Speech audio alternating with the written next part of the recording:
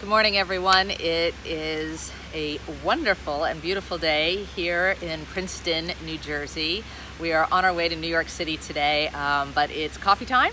I always start with coffee time, and so I'm sitting outside answering questions today. We had a question come in via email from Keith in Florida, and so I wanted to make sure that I addressed it. I started to type an answer, but decided it was actually a pretty lengthy answer, and so I wanted to go ahead and do it over video, and that way also others can hear. So the question essentially was, we are starting to see a major divide between the haves and the have-nots, and what would be the policy changes, pick three, that you would make that you think would make the most impact? So the first thing I have to say to answer this question is, great question.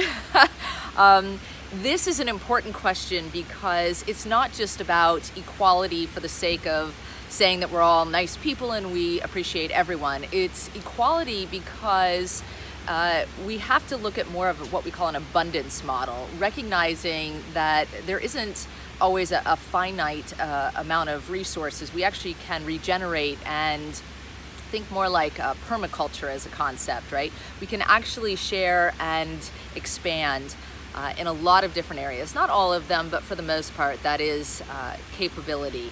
And when we have social structures that divide people, we end up with a lot of social problems that follow.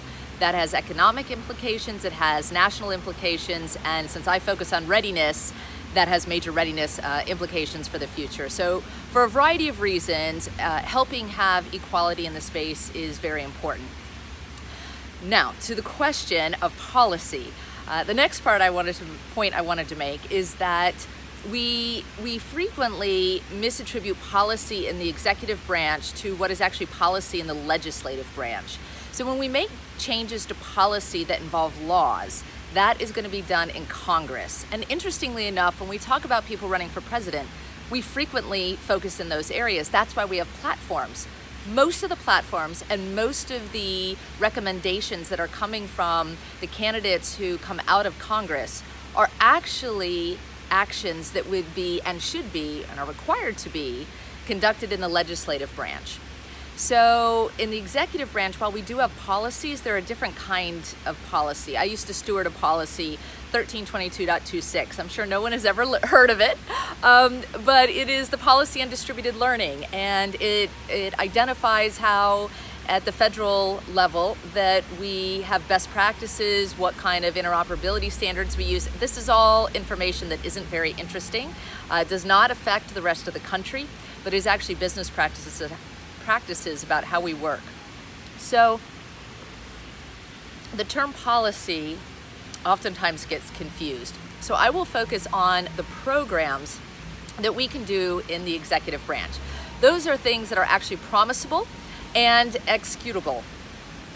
When you recommend policy changes to Congress, you are expecting that the power, or influence I should say, not power, the influence you have as president will get the Congress to vote in your way, but you have to have bipartisan support, and you cannot guarantee an outcome because you're using influence rather than your executive power to instigate change.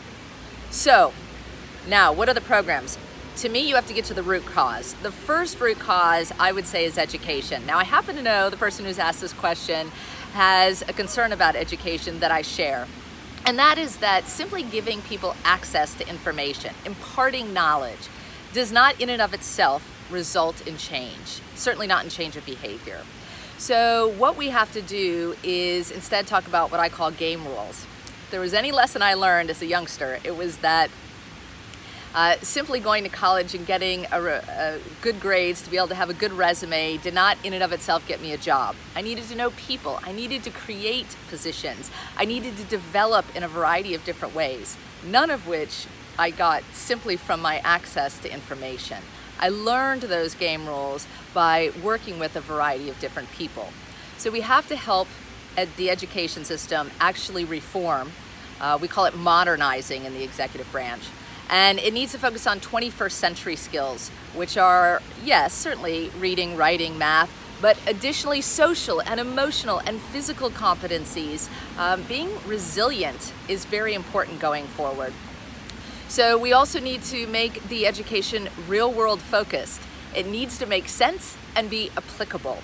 We also need to make sure that it's individualized, and that means that we are optimizing every person's skill set so that they can best operate in the environment going forward. And last, we need to make sure that it is lifelong. So education in the future will not focus only on K-12 or trade and collegiate studies, but will actually go up to age 75. Harvard University is talking a lot now about the 60-year curriculum, which spans ages 15 to 75, and that is where a lot of this comes from. So that might sound incredibly daunting.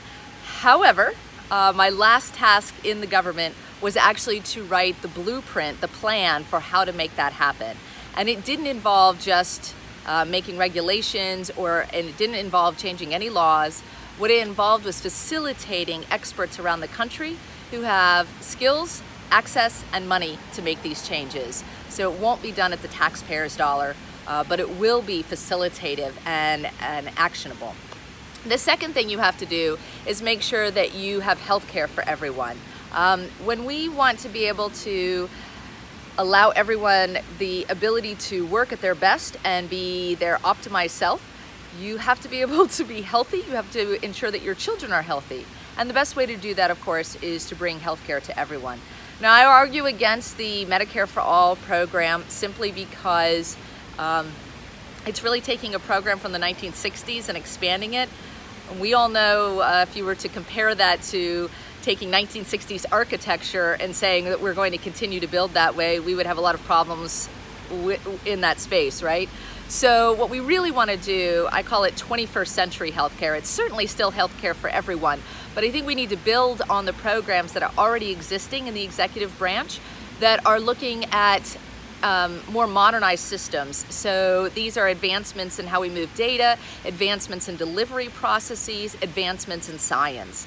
When we put that together, then we have a really robust, efficient, and effective program.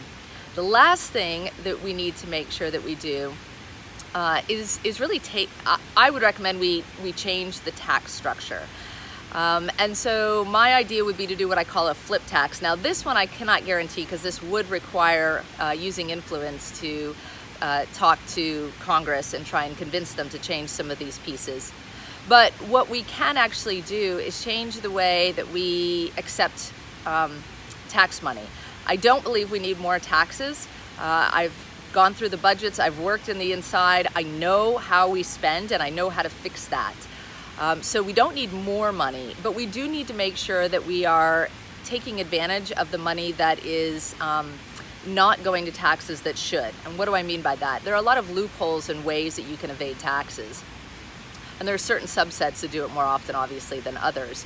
So if you had a graduated consumption tax, where you actually made taxes an assumption and then reduced them so that every person who's an American pays less, every person who has multiple children pays less, income, obviously you pay less.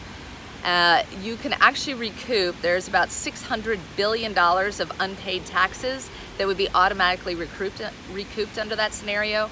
You would also take advantage of international folks that come to our nation, and you would be able to reduce taxes for all individuals. So when you level the money situation and you empower people with reformed education and you keep people healthy, that is when you start to see true change possible. So I know that's a lot, but these are not easy problems to solve, and they are not solved by something as simple as handing out money to everybody or allowing everybody to go to college for free. Those are simple mantras, but this is a complex social, economic, and physical issue. So with that said, if you want to read more, there is the plan for education modernization is publicly available, and I'll go ahead and include it on this post. There is also information about making the government more efficient. That has also been publicly released recently, so we can provide that as well. And if anybody has any further questions, just let me know.